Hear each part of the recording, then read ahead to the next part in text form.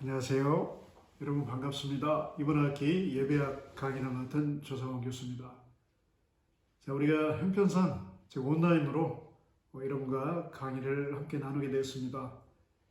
개인 소개를 하면 좋은데 상황이 이렇다 보니까 4월에 우리가 대면해서 개개인을 더 또 알아갔으면 좋겠습니다.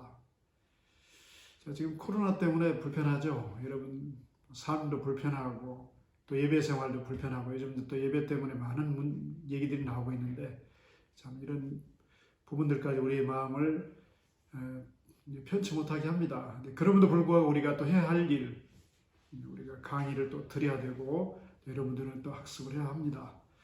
불편하지만 또 이런 상황 가운데서 잘 소통했으면 좋겠습니다. 저는 이제 주교제를 중심으로 예배학을 좀 더 쉽고 또 이해하기 좋게 여러분과 함께 나누려고 합니다.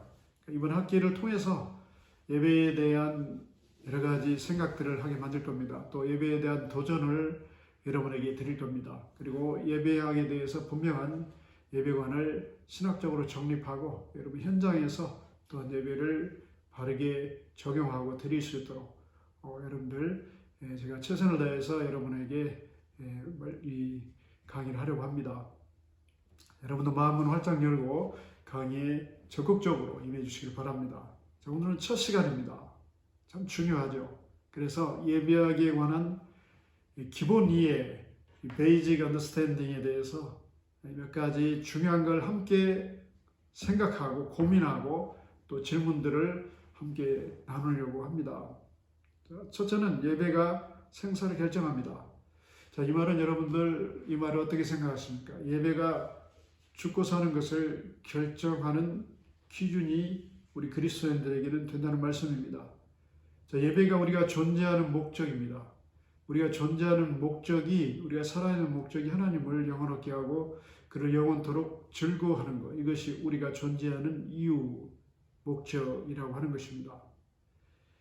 자, 이것이 곧 신앙생활의 대명제가 됩니다. 모든 신앙생활, 여러 모양으로 또 우리가 여러 가지 또 하나님을 섬기는 모습이 다를지라도 전체적으로 가장 첫 번째가 되고 가장 절대적 기준이 되는 것이 예배입니다.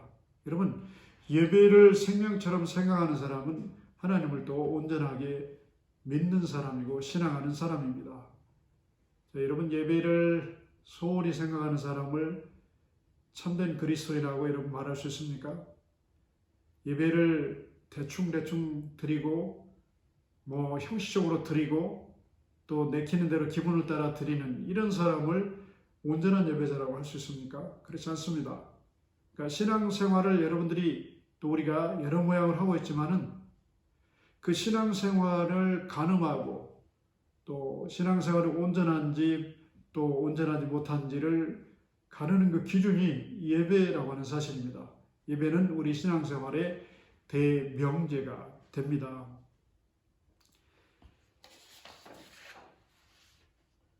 자, 예배보다 더 중요한 일 있을 수 없죠.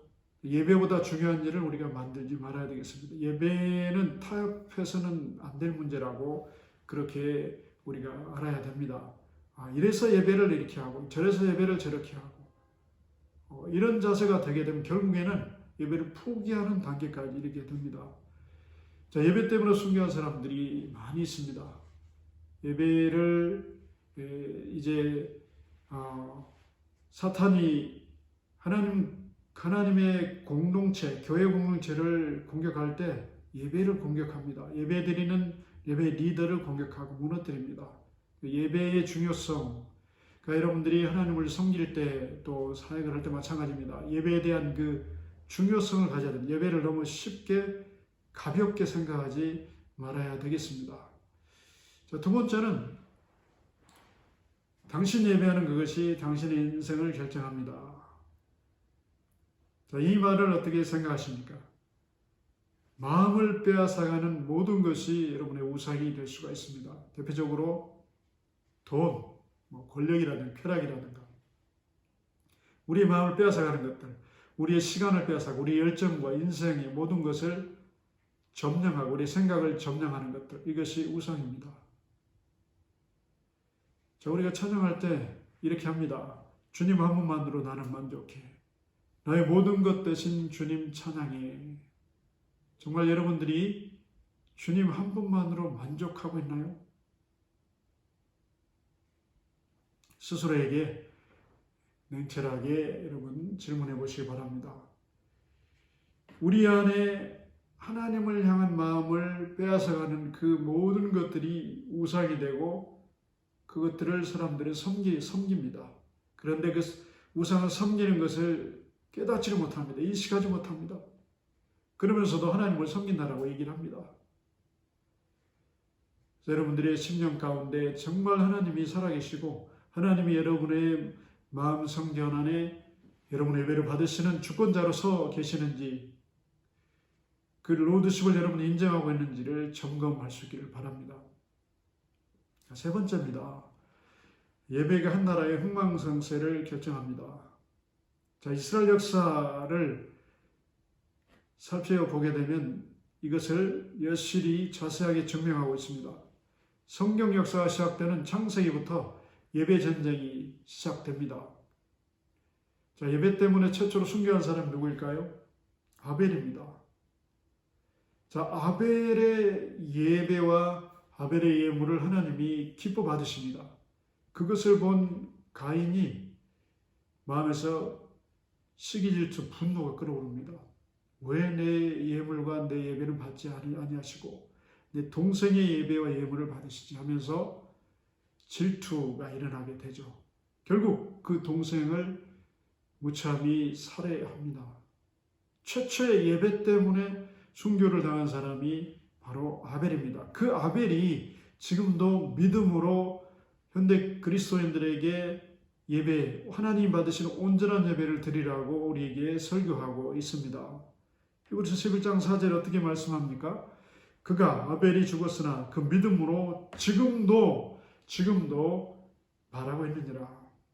하나님이 받으시는 예배를 드려야 한다고 우리에게 지금도 믿음으로 아벨이 설교하고 있다는 것을 깨달아야 되겠습니다. 이 시대의 교회들이 이 아벨의 음성을 드려야 되겠습니다. 자, 네 번째는 예배 생활과 관련해서 몇 가지 질문을 또 우리 스스로에게 한번 던졌으면 좋겠습니다. 첫째, 나는 과연 하나님이 받으시는 예배를 드리고 있는가? 자, 여러분들이 드리고 있는 예배, 여러분 예배 많이 드리죠. 아주 주일부터 주일 예배, 주일 오후 저녁 예배, 수요일 밤 예배, 금요 또 구역셀, 새벽 기도회 수없이 많은 예배를 드리고 있습니다. 그런데 여러분들이 드리는 그 예배를 하나님이 정말 받으실까? 이런 생각 해본 적 있습니까? 너무 습관화되었기 때문에 당연하게 하나님 받지 않으실까? 내가 드린 예배인데 하나님이 외면하실까? 이렇게만 생각하고 있습니까? 왜냐하면 가인의 예배는 받지 않으셨고 아벨의 예배는 받으셨기 때문입니다. 자, 매주일 드리는 여러분의 예배를 하나님께서 정말 아벨처럼 받으실까? 여러분 스스로 물어보시기 바랍니다. 그리고 지금까지 여러분들이 예배 생활하는 것들을 돌이켜보면서 정말 마음을 다해서 온전하게 하나님을 사랑하는 마음으로 정성 또 하나님을 향한 열정, 의지를 가지고 하나님을 예배하였는지 그렇지 않았는지 여러분들 점검해 볼 수 있기를 바랍니다. 자, 두 번째, 하나님께서 나의 예배를 받으신다고 하는 증거가 무엇일까입니다. 자, 하나님이 여러분이 드린 예배를 받으셨다고 하는 증거가 있습니까, 여러분들? 어떻게 증거를 여러분 점검하십니까? 자, 하나님이 여러분의 예배를 받고 계신다고 하는 그 어떤 증거, 여러분들이 생각해 본 적이 있습니까? 주일 예배 드리고 나오는데 기분이 좋다? 하나님이 여러분의 예배를 받으셨을까요? 기분이 좀 별로다? 하나님이 안 받으셨을까요? 고민해 봅시다, 여러분들. 과연 여러분의 예배를 하나님이 받으셨다고 하는 그 증거가 무엇인가? 이번 학기 동안에 여러분들 이 부분에 대한 답을 찾아보도록 하겠습니다. 자, 세 번째, 예배를 통해서 우리는 하나님을 어떻게 경험할 수 있는가입니다. 예배는 하나님을 만나는 거룩한 사건입니다.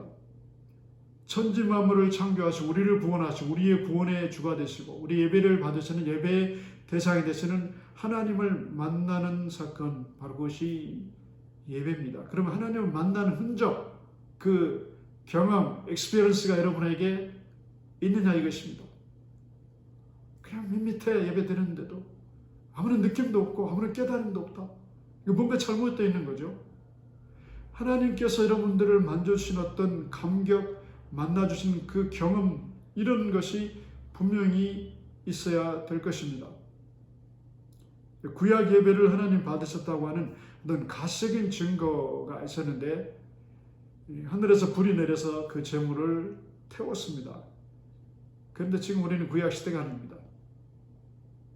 그래서 하나님께서 예배를 여러분들이 드리는 그 중간중간에 드리는 과정 속에서도 하나님께서 여러분과 함께하는 어떤 증거들이 있을 겁니다. 만나주시는 그 경험들, 이런 것들을 여러분들이 무심코 그냥 흘려보냈다고 하면 다시 한번 깊이 생각하시기 바랍니다. 특별히 사역자들은 그 예배 안내를 보기도 하고 또 회중석에 앉기보다는 뒤편에 안내석에 앉기도 하기 때문에 예배에 집중하지 못하는 경우가 많이 있습니다. 저도 경험한 바입니다.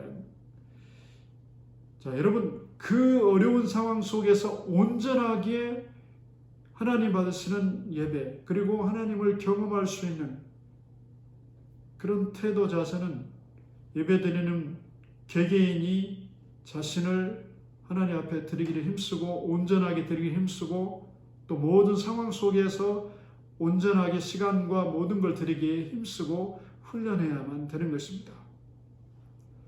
자, 네 번째입니다. 그러면은 일상의 삶 가운데서 하나님을 어떻게 예배할 수 있는가입니다. 자, 주일 예배를 우리가 말할 때 두 가지로 나눠서 얘기합니다. 공적, 공중 예배, 퍼블릭 워십에서 모든 성도들이 함께 교회 공동체, 예배 공동체로 모여서 집합적으로 하나님께 영광을 돌리는 예배를 말합니다. 그 예배의 연장선상에서 교회 밖에서, 가정에서, 또 직장에서, 또 삶의 현장에서, 이웃 공동체 안에서 살아갈 때 삶의 예배를 하루하루 매일매일 순간순간 드려야 합니다. 이것이 바른 원리입니다.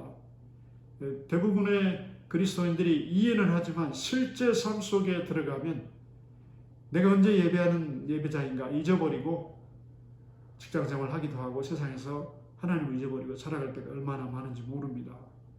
일상의 삶 가운데에서 하나님을 예배하는 자세로 사는 것, 참 어려운 숙제입니다. 그럼에도 불구하고 그 숙제를 우리는 이행해야 됩니다. 삶의 예배가 없는 공적 예배는 공허한 것입니다. 6일 동안 내가 삶의 현장에서 하나님을 내 앞에 모시고 하나님의 임재를 인정하면서 하나님 앞에 예배하는 태도와 자세로 우리가 살고 생활하고 그것을 기반으로 해서 거룩한 주의 날에 나와서 함께 성도들이 집합적으로 영광을 돌리는 그것이 곧 아름다운 온전한 예배라고 할 수가 있습니다. 다섯 번째입니다. 여러분, 예배가 무엇인지 알고 예배 드리고 있습니까? 아유, 왜 그런 질문 하십니까, 교수님? 예배는 내가 잘하는데, 어려서부터 예배를 알고 있고 예배에 대해서는 너무 익숙합니다. 다 그렇게 얘기할 겁니다. 자, 그런데 예수님께서 요한복음 4장에 사마리아 여인을 만나서 이렇게 말씀하십니다. 너희는 알지 못하는 것을 예배하니라. 자, 너희는 알지 못하고 지금 예배한다라고 말씀을 하십니다. 그 당시에 유대인들의 예배관도 잘못되어 있었고 예배에 대한 장소 문제도 잘못되어 있었고 사마리아인들 역시 예배에 대해서 잘못 알고 예배를 드리고 있었습니다. 자, 과거 이스라엘 백성들의 모습은 괜찮았을까요? 한 가지 예를 들면 모세가 십계명 받으러 시내산에 올라갑니다. 오랜도록 내려오지 않습니다. 그래서 시내산 밑에서 어떤 일이 벌어집니까? 사람들이 이 금붙이 여러 가지 기금속들을 모아서 금송아지를 만듭니다. 금송아지를 만들어 놓고 사람들이 그 앞에서 광란에 춤을 추면서 음란하게 예배하였다라고 있습니다. 샤하, 엎드리다, 예배하다. 구약의 대표적인 예배 용어입니다. 기가 막힌 일 아닙니까? 그들이 출애굽 과정 속에서 하나님의 놀라운 초자연적 역사를 경험합니다. 홍해를 건너옵니다. 그리고 얼마 안 지나서 모세 지도자가 보이지 않는다고 그래서 금송아지를 만들어 놓고 이것이 너희를 애굽에서 구원해낸 너희 신이니라 이렇게 외치면서 음란하게 예배하였다라고 말합니다. 예배하였다. 여러분, 이 광야의 이스라엘 백성들의 이 예배 자세, 예배 태도, 예배 모습이 그들만의 문제일까요? 현대를 살아가는 현대 그리스도인들의 문제이기도 합니다. 자, 이 시대의 이 마지막 때의 예배 생활의 그런 타락을 많이 보게 됩니다. 왜냐하면 그 시대보다 훨씬 더 많은 우상들이 있습니다. 그 금송아지보다 훨씬 더 그럴싸하고 더 지능적이고 그리고 더 매혹적인 우상들이 너무 많습니다. 마태복음 4장에도 보면 예수께서 금식하신 후에 마귀의 시험을 받는 장면이 나옵니다. 마귀가 이렇게 얘기합니다. 만일 내게 엎드려 경배하면 이 모든 것을 내게 주리라. 마귀는 거짓사업이라고 그랬죠. 자기 것도 아닌데 경배하면 다 준다라고 거짓말을 해댑니다. 자, 여기에서 경배하다는 말은 헬라어로 프로스키네오, 프로스 앞으로, forward 나가다, 키네오, to kiss, 입맞추다 뜻입니다. 앞으로 나가서 엎드려 입맞추는 것, 이것이 예배하다의 뜻입니다. 자, 마귀는요, 만일 내게 엎드려 경배하면 이 모든 것을 너에게 주겠노라고 이 시대의 영혼들의, 이 시대의 사람들에게도 속삭이고 있다는 사실을 우리 잊지 말아야 되겠습니다. 자, 이 시대의 그리스도인들의 하나님을 향한 사랑을 하나님에 대한 또 마음을 훔쳐가는 우상들이 수없이 많이 있습니다. 하나님에게서 멀어지게 하는 금송아지들이 많이 있습니다. 자, 한 가지 예를 들어볼까요?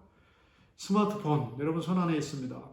참 편리합니다. 유용한 정보를 한꺼번에 우리에게 여러 가지 것을 제공해 줍니다. 그리고 커넥션, 세상을 연결하는 아주 요술방망이 같은 그런 IT 기술의 결정체입니다. 참 좋은 면이 많습니다. 지금 저도 아이폰으로 동영상을 제작하고 있습니다. 그럼에도 불구하고 이것이 사람들의 시간을 빼앗습니다. 사람들을 사이버 세계로 끌어들입니다.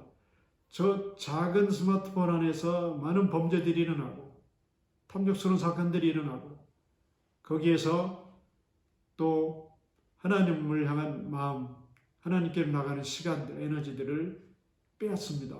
그래서 저는 그것을 좀 재미난 표현으로 스마트신이라고 부릅니다. 스마트신이 온 세상 사람들에게 강림을 했습니다. 여러분 보십시오. 길 가면서 사람들이 고개를 숙이고 스마트폰에게 경배하면서 걸어갑니다. 심지어 건널목을 건너가면서도 스마트폰의 앞에 고개를 숙이고 지나갑니다. 현대인들의 손에서 스마트폰을 뺐으면 금단 현상이 일어날 겁니다. 참 중요한 부분이죠, 이 부분이. 자, 주일학교, 교회학교 학생이 이 스마트폰 때문에 골치를 앓고 있습니다. 자, 학교에 가면 스마트폰을 걷어서 보관하고 끝나면 학생들에게 줍니다. 근데 교회는 강제성이 없기 때문에 그걸 잘 못하는 교회들이 많이 있습니다. 교회도 그렇게 해야 됩니다. 여러분, 교회 안에 여러분의 자녀들이, 주일 학생들이, 학생들이 교회 안에서 무엇을 하고 있는지 자세히 살펴보시기 바랍니다. 뭘 하고 있습니까? 스마트폰에 빠져 있습니다. 어린 꼬마 아이들도 부모들이 귀찮으니까 동영상을 틀어줍니다. 그러면 동영상에 그 아이가 빠져 들어갑니다. 이게 습관화되다 보면 청소년기에 스마트폰을 놓을 수가 없습니다. 장년대도 마찬가지입니다. 큰 문제가 아닐 수 없습니다. 제가 목격한 일인데 주일학교 학생들이 여러 명이 한쪽 구석에 엎드려가지고 머리를 맞대고 뭔가를 하고 있습니다. 제가 순간 착각을 합니다. 아이들이 은혜를 받아서 통성기도를 하는 것이 아닌가. 자세히 가까이 가봤더니 왜 이렇게 모였느냐 제가 물어봤더니 그래요. 와이파이가 잘 터지는 곳에 엎드려가지고 게임을 하고 있었습니다. 여러분, 주일학교만의 문제가 아닙니다. 학생의 역시 마찬가지입니다. 어른들 마찬가지입니다. 피곤하다고 하죠. 피곤하고 시간이 없어서 교회에 못 나갑니다. 예배 드릴 수 없습니다. 새벽기도 힘듭니다. 그러면서 스마트폰에게 시간을 빼앗깁니다. 에너지를 빼앗깁니다. 성경 읽는 것 점점 줄어듭니다. 기도하는 시간 줄어듭니다. 스마트폰에게 빼앗기고 있습니다.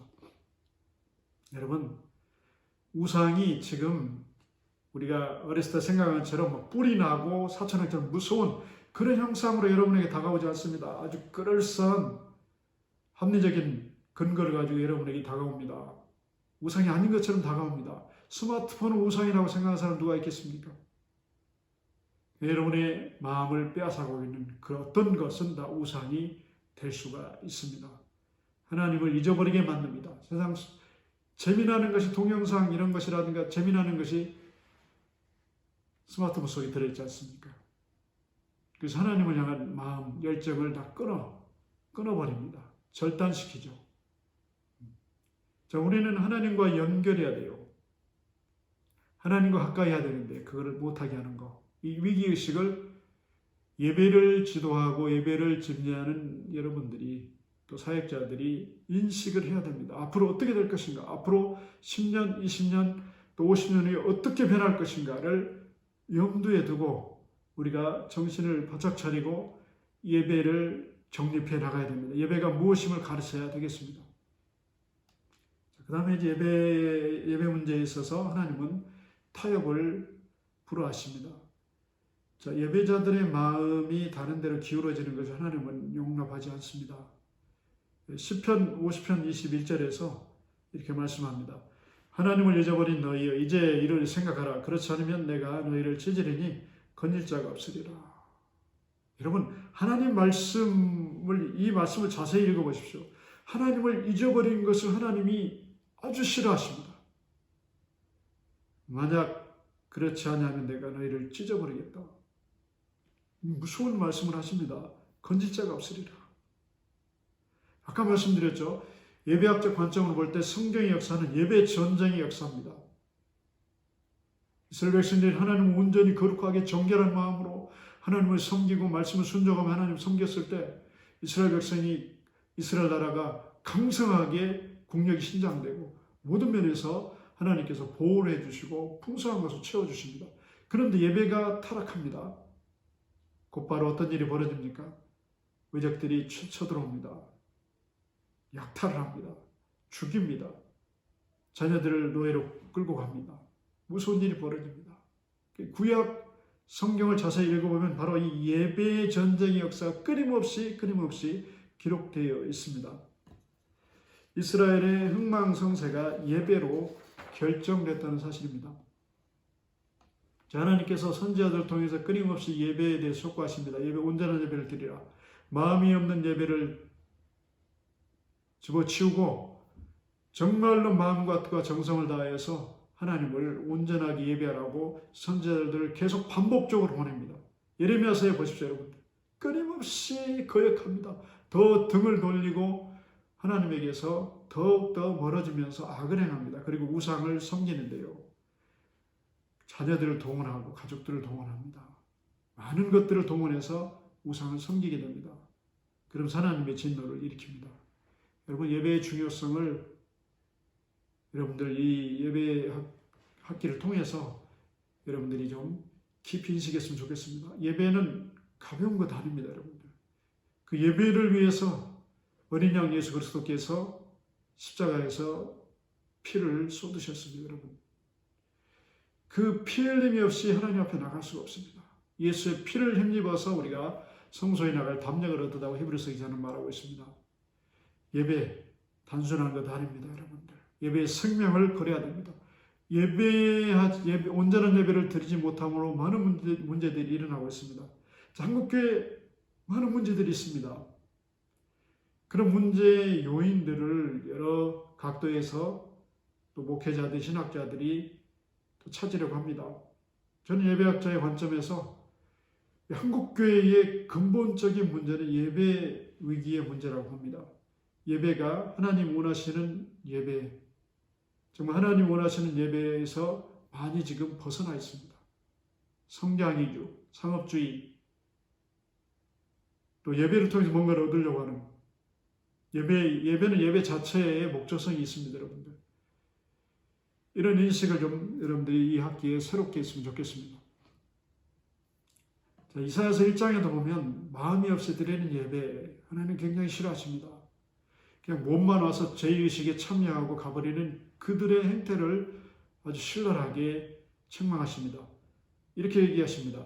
너희가 내 앞에 보이려고 오니 이것을 누가 너에게 요구하느냐? 내 마당만 밟을 뿐이니라.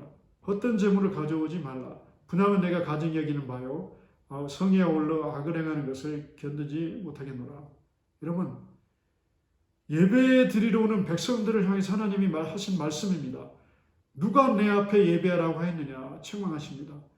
누가 너희 예배를 요구하였느냐? 내 마당만 밟고 있다. 헛된 것 하지 마라. 가증히 여기는 역겹게 여긴다는 거죠. 성에 아울러서 악을 행하는 것을 내가 견디지 못하겠노라. 하나님을 섬긴다고 거룩한 백성이라고 말하지만 실제 삶 가운데서 악을 행합니다. 이사야서 1장 14절 이후에 보면요, 하나님 예배를 받지 아니하신 이유들을 말씀하십니다. 손에 피가 가득하였다. 손은 행동의 대표적인 상징성 같습니다. 그들이 악을 행하면서 하나님을 섬긴다고 거룩한 모습을 하고 있습니다. 얼마나 가증스럽겠습니까?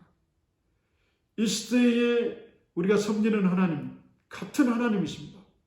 그 하나님께서 우리의 예배를 받으실 때 이스라엘 백성들처럼 그들 형식적으로 마지못해서 주일 되니까 예배 시간이니까 와서 앉아있다가 가는 거, 이 모습을 본다면 하나님께서 진노하실 것입니다. 이런 모습으로 예배되어서는 안 됩니다, 여러분. 정말 예배를 위해서 지금도 순교적 각오를 가지고 지하에서 예배드리고 있는 사람도 있습니다. 정글 깊숙이 들어가서 늪 속에서 2시간, 3시간을 기도하면서 예배하는 사람들이 있습니다, 여러분. 예배에 대한 중요성 여러분들이 꼭 다시 고치셨으면 좋겠습니다. 자, 예배의 성공, 인생의 성공이다 말이 있죠. 예배의 실패가 인생의 실패라 말이 있습니다. 명심하고 또 명심해야 되겠습니다. 이번 학기에 예배에 관한 바른 원리와 신학을 바르게 정립하고 실제 예배 현장에 적용해서 하나님이 받으시는 참된 예배를 드리도록 힘써야 되겠습니다. 두 파트로 이렇게 나눠서 하려고 했는데 그냥 한 파트로 모아서 계속 진행하겠습니다. 여러분, 중간중간에 여러분들 힘드시면 차도 마시고 그렇게 했으면 좋겠습니다. 이제 제가 주 교재 안에 있는 챕터 퍼스트, 예배란 무엇인가, 여기를 또 다루려고 합니다. 예배란 무엇인가? 왜 우리가 예배를 드려야 하는가? 이 질문들을 해봐야 되겠습니다. 모든 그리스도인들에게 예배는 너무 익숙한 것이죠. 너무도 당연한 것이어서 깊이 생각할 필요가 없었을 것입니다. 그러나 막상 예배가 무엇인지 묻게 된다면 잘 정확하게 정의하지 못하는 경우가 많습니다. 또 혼란스러워할 수 있습니다. 왜냐하면 그동안 예배에 대해서는 너무 잘한다고 생각해 왔기 때문에 또 너무 익숙해져 있기 때문에 별 생각 없이 습관적으로 예배를 드려왔죠. 그리고 예배는 교회 생활의 일부로 간주했기 때문에 이 주제에 대해서 심각하게 고민할 필요가 없었습니다. 그런데 이제는 고민해야 됩니다. 예배가 무엇인지는 알고 예배를 드려야 되지 않겠습니까? 자금의 한국교회 위기 여러 각도로 보지만 저는 예배학자로서 예배의 위기로 봅니다. 예배가 타락하면 모든 게 타락합니다, 여러분. 하나님을 향한 태도가 잘못되었으면 삶의 태도도 역시 잘못될 수밖에 없습니다. 하나님이 원하시는 예배에 점점 멀어진 한국교회 예배, 참 염려스럽습니다. 첫 번째, 지금 한국교회에는 예배의 기본적인 용어조차, 그 텀조차 정의되지 않았습니다. 예배와 관련된 용어라든가 많은 부분에서 혼란스러워하고 있습니다. 그리고 예배학자들이 많지 않습니다. 제가 작년인가 미국 동부의 한인교회에 사역을 하고 있는 그 목사님과 같이 식사를 하면서 얘기를 나눈 적이 있습니다. 그분이 그런 얘기를 합니다. 그 지역에 있는 동부 지역에 있는 목회자들이 연합으로 어떤 선교사를 이제 강사로 모시고 세미나를 한 다음에 예배 문제로 인해서 좀 논쟁이 있었다고 얘기합니다. 그 선교사는 예배를 본다는 말은 틀리다. 또 목회자들 중에는 예배 본다는 말도 틀리지 않다, 맞다라고 하면서 서로 격론했다는 것입니다. 그 얘기를 들으면서 좀 제가 좀 마음이 씁쓸했습니다. 왜냐하면 이 국어의 관용어는 습관적으로 생겨난 말입니다. 자, 우리가 예를 들어 봅시다. 장 보러 간다. 그러면 장을 그냥 영어로 looking around, 돌아보고 오는 사람 있습니까? 장 보러 간다는 의미 속에는 필요한 것을 사온다는 쇼핑의 의미가 들어 있습니다. 그런 것이죠. 그래서 예배하다. 그 속에 우리 하나님 예배를 드리는 내용이 들어 있어요. 예배를 드린다. 예배를 드리는 것이 영어로 이제 오퍼링이라는 말을 쓰는데 이걸 가지고 서로 논쟁을 하고 있어서는 안 됩니다. 목회자들이 예배를 집례하는 사람들이 참 한심스럽다는 생각도 했는데요. 자, 이런 예배에 대한 용어 이것 가지고 논쟁까지 할 필요는 없습니다. 그 정도로 정리가 안 된 거죠. 제가 영국에서 학원 마치고 돌아왔을 때 기독교 방송 우연히 들었습니다. 근데 서울에 있는 대형교회 두 목회자가 예배 문제로 논쟁을 벌이고 있었습니다. 열린 예배를 드려야 된다. 한 사람은 또 전통 예배로 충분하다. 열린 예배는 뭐고 또 전통 예배는 뭐냐. 그냥 예배를 드리면 되지 않냐 하면서 서로 정말 좀 과할 정도로 논쟁하는 걸 들었습니다. 야, 이거 심각하구나. 자, 열린 예배가 무엇인가요? 열린 예배는 영어의 오프닝 워십입니까? 그건 아니잖아요. 미국에서 온 구도자 예배, 시커스 서비스인데 한국 교회에 들어와 가지고 이것이 무슨 트렌드처럼 돼 가지고 뭔가 좀 앞서가는 교회들은 열린 예배를 드린다라고 생각하는데 그거 그렇지 않습니다, 여러분들. 그건 예배라고 할 수는 없는 것이죠. 불신자들에게 좀 더 친근하게 쉽게 다가가기 위해서 복음을 전하는 목적으로 생겨난 하나의 복음 전도 집회라고 볼 수가 있습니다. 예배 신학이 말하는 예배는 예배 전체를 구성하는 각각의 요소, element of worship, 각각의 그 리터지라고 합니다. 그 내용, 요소들이 다 충족되어야 진정한 예배라고 할 수 있습니다. 그런 이유에서 이 구도자 예배, 열린 예배, 이것은 월십이나 서비스라고 하는 용어로, 예배 용어로 부르기에는 부적절합니다. 그러니까 복음 전파를 위한 하나의 모임, 하나의 영어로 말하는 게더링이라고 표현하는 것이 적절합니다. 자, 예배에 관한 용어로, 기본적 용어로 고민하는 사람들이 많다는 것을 느꼈습니다. 제가 지도했던 박사과정의 한 목사님이 저를 만나서 그래요.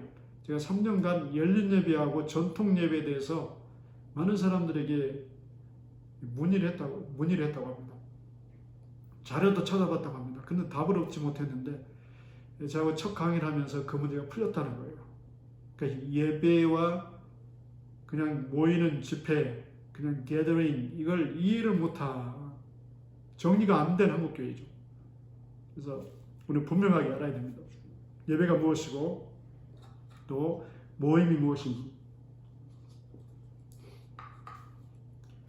자, 한국교회 성도들, 두 번째, 한국교회 성도들 역시 예배에 대한 지식과 이해도가 너무 약합니다. 제가 이제 어떤 노예 전체 세미나라든가 목회자 세미나, 또 평신도 대표인 중직자 세미나 이런 데서 세미나를 합니다. 자주 합니다. 제가 처음 시작할 때 항상 물어봅니다. 예배가 무엇입니까? 똑같이 물어봅니다. 그러면 이제 앞에 있는 또 목사님들이 몇 마디로 말씀을 하십니다. 예배는 이런 것이다, 이런 것이다. 그리고 이제 그 다음에 더 이상 나가지 않습니다. 그럼 또 질문합니다. 그럼 예배는 어디에서 배웠습니까? 누구에게 배웠습니까? 대부분의 거기에 있는 목사님들 또 중직자들이 옛날부터 어려서부터 교회에서 목사님으로부터 또 장로님으로부터 자연스럽게 예배를 배웠습니다. 이렇게 얘기하는 것을 보았습니다. 맞습니다. 자, 실정이 이렇습니다. 대부분 신학교에서 예배학 개론을 한 학기 정도 가르칩니다. 그리고 그대로 끝입니다. 예배와 예전에 대한 정확한 연구 또 더 충분히 연구를 하면 더 공부를 해야 되겠죠. 예배가 교회의 가장 크고 우선되는 필수 불가결한 주요 의식임에도 불구하고 예배의 교육에 대한 비중이 너무 빈약한 건 사실입니다. 자, 한국교회 현실을 보십시다. 자, 예배를 잘 드려야 돼. 예배를 드리기 위해서 우리가 온전하게 드리기 위해서 또 세미나를 열고 또 그런 어떤 하나님 앞에서 예배의 자세를 바로 가다듬기 위해서 많은 사람들이 그렇게 예배에 대한 어떤 필요성, 예배 세미나라든가 이런 필요성을 그렇게 느끼지 못합니다. 그런데 교회 성장과 성공 프로그램에는 많은 사람들이 또 목회자들이 몰립니다. 왜요? 성장이 급하고 또 교회에 또 어떤 부흥이 급하기 때문에 그런 쪽으로 그런 방법론적으로 또 그런 쪽으로 많이 사람들의 관심이 쏠리는 것을 볼 수 있습니다. 목회 성공하기 위해서 이해합니다. 당연히 이해하죠. 그러나 너무 치우쳐 있는 거죠. 기본적이고 근본적인 문제를 지나치면서 다른 외적인 어떤 프로그램에 치중하는 것은 건전한 것이 아닙니다. 바른 예배관을 예배 신학에 의해서 정립해야만 바로 거기에 기초가 온전하게 세워질 때에 하나님께서 그런 공동체를 사용하시고 그 공동체가 뭐 숫자적으로 적든 많든 간에 온전한 예배를 드리는 공동체에 하나님의 관심이 있습니다. 제가 이제 영국에 웨일즈에 있으면서 영국 부흥운동이 일어났던 교회들을 이제 탐방을 해봅니다. 몇 번 가봤는데 도시에 있는 교회가 아니에요. 시골에 있는 교회, 바닷가에 있는 작은 교회에서 그 부흥의 불길이 일어납니다, 여러분. 그들이 단순히 프로그램 적용하지 않았습니다. 뜨겁게 하나님 말씀 배우고 찬양하고 하나님 앞에 예배드리면서 성령 임하고 또 그 역사가 그 지역에 퍼져나가고 또 전 영국을 일으키는 불쏘시개 역할을 하게 됩니다. 여러분, 방법론 프로그램부터 먼저 배우지 말고 기본에 충실한 여러분들이 됐으면 합니다. 자, 에블린 언더힐이라고 하는 학자가 있는데 그렇게 얘기합니다. 예배는 최고의 가치와 존경심을 가지고 하나님께 전인적으로 반응하는 인간의 가장 거룩하고 가장 아름다운 헌신이라고 아주 명료하게 정확하게 정의했습니다. 영어 표현을 하면 a total adoring response to God. 아주 잘 표현한 거죠. 최고의 가치, 존경심을 가지고 하나님께 전인적으로 여러분의 인격의 모든 걸 동원해서 하나님께 아름다운 헌신으로 드려지는 것, 이것이 예배입니다. 예배는 하나님의 구원의 은혜와 또 하나님의 거룩한 임재 앞에서 최고의 존경심을 가지고 전인적으로 반응하는 것입니다. 이 얼마나 아름다운 표현입니까? 예배가 그런 것입니다. 형식적으로 한 시간 드리고 가는 것, 이것이 예배가 아니라는 것이에요. 자, 예배는 지금까지 하나님께서 행하신 일, what God has done, 또 지금 행하고 있는, 하나님 행하고 있는 것, what is working, 그 다음에 장차 이루신 하나님의 신적인 행동, 하나님의 God's promise to do, 장차 이루실 일들을 마음으로 기대하면서 반응하고 존경스럽게 반응하는 것, 이것이 예배입니다. 그러므로 온전하게 예배를 드리는 사람은 하나님 앞에서 마음이 설레지 않을 수가 없습니다. 하나님이 향한 그 마음, 하나님을 향한 또 예배를 기다리는데 열정을 다하게 되고 또 마음과 뜻과 정성을 다하게 됩니다. 또 예배는 그리스도인들의 가장 거룩한 축제입니다.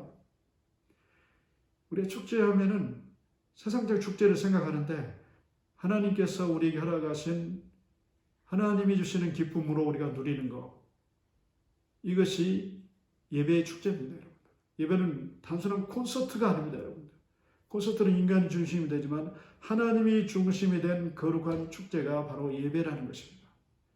우리가 드린 예배는 하나님 앞에 인간이 나가는 가장 고귀하고 가장 즐거운 축제적 반응이 되어야 됩니다. Celebrative response. 하나님 앞에 반응해야 되겠죠. 이제 앞으로 여러 학자들의 예배에 대한 정의를 다음 과에서 아주 구체적으로 또 다루려고 합니다. 자, 예배는 우리가 생각했던 것처럼 단순하고 가벼운 문제가 아니라고 제가 말씀드렸습니다. 그리스도인의 삶에 있어서 생사를 결정하는 아주 중요한 주제가 예배입니다. 그런데 안타깝게도 한국교회, 특별히 현대교회에서는 이 공리주의적인 예배, 또 실용주의적인 예배가 지금 만연하고 있습니다. 자, 이 프라그매티즘, 또 유틸리테리아니즘 이런 것들 뭔가 예배를 통해서 우리가 얻으려고 하는 것. 그 예배는 온전히 하나님께 드리는 겁니다. 내 존재를 드리고 내 삶의 결과들을 드리고 마음을 드리는 것인데 예배를 통해서 우리에게 습관화된 말이 있죠. 예배를 통해서 뭔가를 얻으려고 하고 물론 은혜를 받을 수도 있고 하나님께 주시는 복을 받을 수도 있겠죠. 그런데 내가 복을 받기 위해서 예배하는 거 아니죠. 당연히 하나님의 자녀이기 때문에 우리가 예배를 하나님께 드리는 것입니다. 하나님께 온전한 예배를 드린 주의 백성들에게 하나님께서 필요한 것들을 채우실 것이고 복을 주실 것이고 하나님께서 함께 하시는 임마누엘의 은총로 입혀주실 것이고 그럴 것입니다. 우리는 뭔가 얻기 위해서 예배하는 사람들이 되어서는 안 됩니다. 이것은 공리주의적이고 실용주의적인 그런 접근입니다. 참된 예배는 하나님께 온전하게 올려드리는 것입니다. 아무것도 바라지 마 하나님께 온전히 올려드리는 거예요. 하나님 흡족하게 예배를 받으실 때 자기 백성들에게 하나님의 은총을 부어주시고 자기 백성들을 회복시켜 주시고 자기 백성들을 사용하십니다. 요즘 특히 미국 교회 같은 경우 또 한국 교회도 이제 코미디 목사 같은 그런 사람, 엔터테이너들이 있죠. 이런 사람들이 인기를 얻고 있는데 사실은 진정한 의미에서 이것은 예배가 아닙니다. 사람 중심이 되어 있는 것은 엔터테인먼트 일 뿐입니다. 예배는 사람이 중심이 되어서는 안 됩니다. 모든 예배의 전체적인 분위기 가운데 그 안에 있는 모든 세부적인 예배의 요소 예정 가운데 하나님이 중심이 되셔서 하나님만의 영광을 받으시는 것이 진정한 예배의 원리이고 예배의 신학입니다.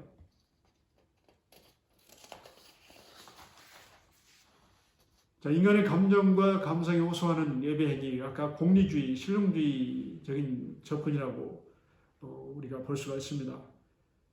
자, 인간의 어떤 감성이 호소하는 것, 이거 많이 지금 시도하고 있는 것입니다. 윌리엄 제임스가 실용주의 철학자로서 이 감정론에 대해서 아주 방대한 책을 쓰게 됐는데요. 제 논문에도 나와 있는 부분인데 잘 먹혀 들어갑니다, 여러분. 감정에 호소하는 사람들이 잘 먹혀 들어갑니다.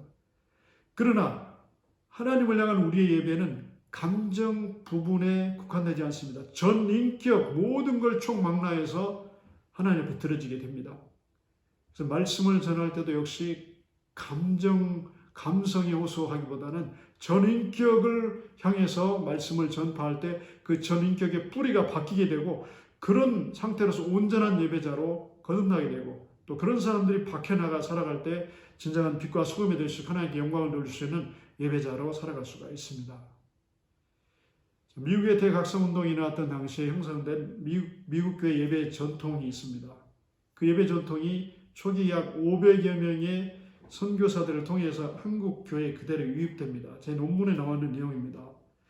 미국의 대각성운동이 일어납니다. 엄청난 부흥이 일어났습니다. 그 대표적 인물 중에 한 사람이 찰스 핀입니다. 이 사람은 대표적인 실용주의자라고 말합니다. 당시에 미 개척시대의 이 프론티어 예배의 전통이 형성되는데 동부에 있는 사람들이 그 영국 아일랜드, 또 영국에서 이주해가지고 거기에 정착해가지고 서부에 있는 금을 찾아서 이 골드러시를 향해서 움직입니다. 한 곳에 정착하지 못하고 천막을 치면서 사람들끼리 모여서 예배를 드리고 또 복잡한 예배 예전 형식적인 것들을 많이 다 없애버립니다. 그리고 간략하게 예배를 드리기 시작합니다. 거기에서부터 부흥의 형식의 예배 전통이 형성이 됩니다. 거기서부터 가스펠이 나오게 됩니다. 감성이 호소하는 그런 역사가 거기서부터 일어나게 됩니다. 바로 이런 전통이 붕괴 스타일의 전통이 신령주의 예배 전통이 선교사들을 통해서 한국교회에 그대로 유입이 됩니다. 여러분. 그래서 한국교회 안에 뿌리를 내리게 되는데 처음부터 한국교회 예배는 붕괴식 예배, 감정주의 예배가 시작되었습니다. 그것은 기초는 이제 전도교회 경험주의를 기초로 한 신령주의에서 그렇게 되어진 것입니다. 그 뿌리가 루트가 그렇습니다. 평양신학교 초대 총장인 클라크 박사가 바로 예전 회복 운동을 시도하지만 실패합니다. 왜냐하면 교회들이 받아들이질 않습니다. 그냥 붕괴식 간단하게 비예전적 예배를 드리게 됩니다. 그래서 지금도 그 흐름이 계속 흐르고 있음을 우리가 알아야 되겠습니다. 자, 예배에 있어서 이 찰스 피니가 이렇게 주창한 것이 있습니다. 예배에 있어서 효과를 중점적으로 봅니다. 예배의 형식이라든가 요소 이런 거 따지지 않습니다. 그러니까 effectiveness in worship 이것을 중점적으로 둡니다. 그래서 하나님을 예배함에 있어서 모인 회중이나 개개인에게 어떤 유익이나 종교적인 뭔가 삶의 모든 면에 긍정적인 효과를 준다고 하면은 그 예배 형식은 또 예전은 그 어떤 신조로도 교리로도 막을 수 없다라고 얘기합니다. 그리고 찰스 피니가 이렇게 얘기합니다. 예배에 있어서 무엇이든지 효과가 있으면 취하고 그렇지 않으면 버리라. Does it work? If so, keep it. If not, discard it. 이렇게 얘기합니다. 철저한 실용주의자죠. 드루대학교 예배학 교수님 제임스 화이트 유명한 분이죠. 이 찰스 피니는 진정한 실용주의자였다라고 그의 책에서 말합니다. 자, 우리 이제 앞으로 예배에 대해서 여러 가지로 여러분들 제가 도전을 드릴 겁니다. 예배를 이제 논하면서 우리가 앞으로 심도 있게 더 함께 논해야 할 주제들이 있습니다. 첫째는 한국교회 예배 전통이 어떻게 형성되었는가. 지금까지 예배에 대해서 공부를 하고 예배에 대한 논문을 쓴 그 목사님들 보면 전부 우리는 토속신앙 뭐 이런 것에 영향을 받아가지고 이렇게 됐다라고 하는데 그 부분도 있습니다. 그러나 그 주류는 여러분들 미국의 실용주의 그 프론티어 대각성운동 때 형성된 그 예배 전통이 선교사들을 통해 그대로 유입이 됐습니다. 정정복 교수님도 그 부분에 대해서 그렇게 얘기하고 있습니다. 여러분 한국교회 예배의 전통 단순히 무당들이 또 어떤 토속 종교가 종교의 영향을 받아가지고 그렇게 감정주의로 흐르고 있다 이렇게 보지 마시고 좀 폭넓게 우리가 봐야 되겠습니다. 그리고 비예전적 예배로 흐르게 된 이유 이런 부분을 많이 우리가 생각해야 됩니다. 그다음 두 번째는 왜 한국교회가 감정주의, 경험주의, 부흥의 스타일의 예배가 되었는가? 아까 말씀드렸잖아요. 이 존 로크의 경험주의를 기초로 해서 실용주의자들이 이 미국교회의 어떤 사상적 흐름의 기반을 형성합니다. 그것이 이제 모든 종교 문화 모든 면에 다 영향을 미치게 되고 그 예배의 전통이 그 토대에 의해서 형성이 되게 됩니다. 그래서 감정주의, 이 경험주의는 실용주의 대표적인 그 사상이라고 볼 수가 있습니다. 부흥의 스타일, 경험되어진 것만이 진리인 것처럼 얘기하는 그런 부흥의 스타일의 예배가 형성되었습니다. 그래서 많은 심각한 부작용이 그 당시에도 있었습니다. 다음에 얘기하겠지만 한국교회도 많이 일어났죠. 지금도 그런 교회들이 있기도 합니다. 자, 세 번째, 왜 한국교회는 예배 원리를 무시한 비예전적 예배로 기울어지고 있는가? 아까 말씀드린 그런 배경들이 있습니다. 클라크 박사가 예전 회복운동에 실패를 하게 됩니다. 전체적으로 한국교회가 그 흐름을 따르진 않아요. 그냥 편안하고 좋은 거, 복잡한 예전, 성찬식을 거의 없애버리기도 하죠. 네 번째입니다. 왜 한국교회 예배는 교회 성장 원리에 의해 지배를 받고 있는가?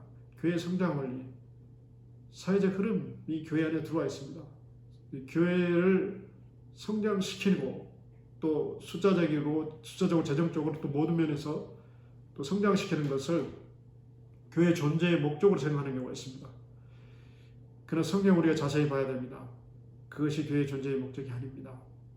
하나님을 온전하게 예배하는 것이 하나님의 교회의 존재의 목적이고 교회를 통해서 이 세상을 변화시키는 것 또한 이 교회의 존재 목적이 되는 것입니다. 단순히 숫자를 늘리고 부흥시키고 또 예배당을 크게 짓고 이것이 교회 존재의 목적이 아니라는 것을 새롭게 인식을 해야 되겠습니다. 자, 하나님이 원하시는 예배, 참되게 예배하는 자가 되려면 예배가 무엇인가를 분명하게 알고 또 예배관을 정립하고 예배 신학을 정립해서 우리가 실제 예배 현장에서 그렇게 적용하고 또 여러분들이 그런 노력을 해야 되겠습니다.